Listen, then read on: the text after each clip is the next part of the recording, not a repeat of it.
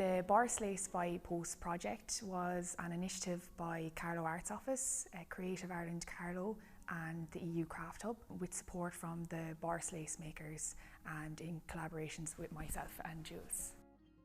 The project was instigated as a way of managing isolation during COVID times. So the core idea was to revive the traditional craft of Borris Lace and to work with the Borris Lacemakers.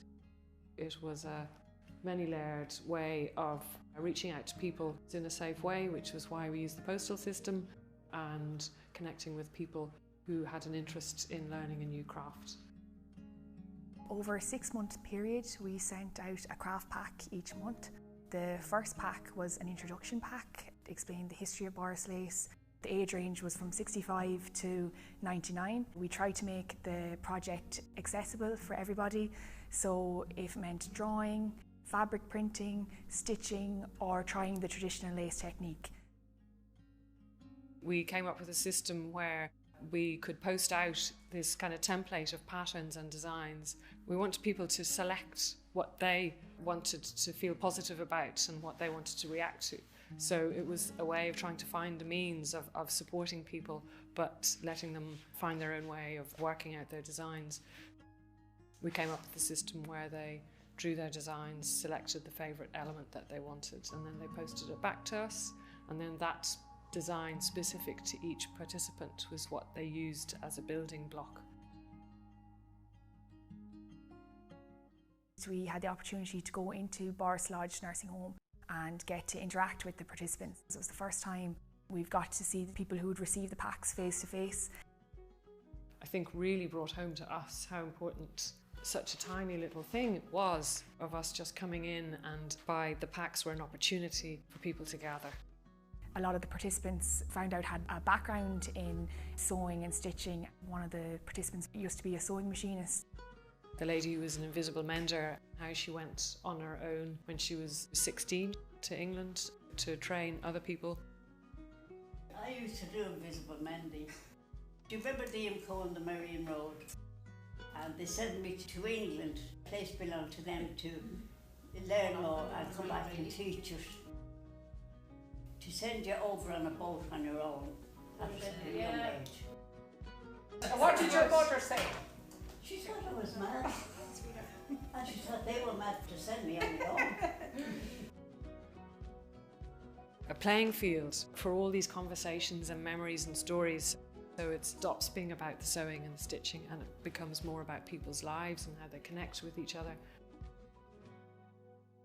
To conclude the project, we felt it was really important that we all met together, because we developed a relationship over the months. By coming into the laundry here in Borris House, seemed to kind of complete the circle in some ways, because this is where it had all started. By putting up the display here and then having the event, it was the opportunity for people to come in to see the different elements all placed out, and then to come and see their final work. And it was the first time that they got to meet each other as well. It was worth coming out because we've had an opportunity to see the beautiful work that's been created, the culmination of a pandemic, I suppose you could say in some ways, because all of the work we see here today has happened remotely. And the Borris Lace by Post exhibition is a collaborative project. It was funded through Creative Ireland, the Craft Hub EU project, and supported through Carlow County Council Arts Office. It's amazing to see here today what was created, because we have some pieces here that stuck to the tradition in a lot of ways, but other really diverse pieces that incorporated beads and beautiful applique and different craftwork. The project worked to support positive ageing and mitigate the negative impacts of isolating by supporting our older community to stay connected and engaged through a creative activity, reacquaint themselves with the long-established tradition that dates back hundreds of years here of lace making in the Borris community, and celebrate an indigenous and highly skilled craft that supported many families in the community by providing an industry and income during very difficult times.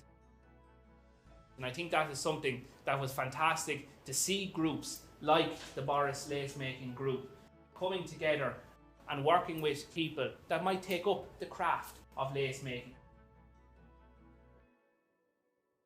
That's the really rich creative part about community arts.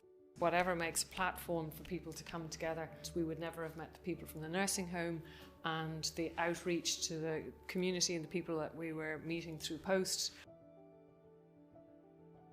And coming from different disciplines, Jules is a visual artist, I come from a design and a craft background, and then we have the Borris Lacemakers, who are the traditional craft, and merging those three perspectives to be able to put a new spin on Borris Lace and to bring it to a wider audience that maybe wouldn't have been exposed to Borris Lace before.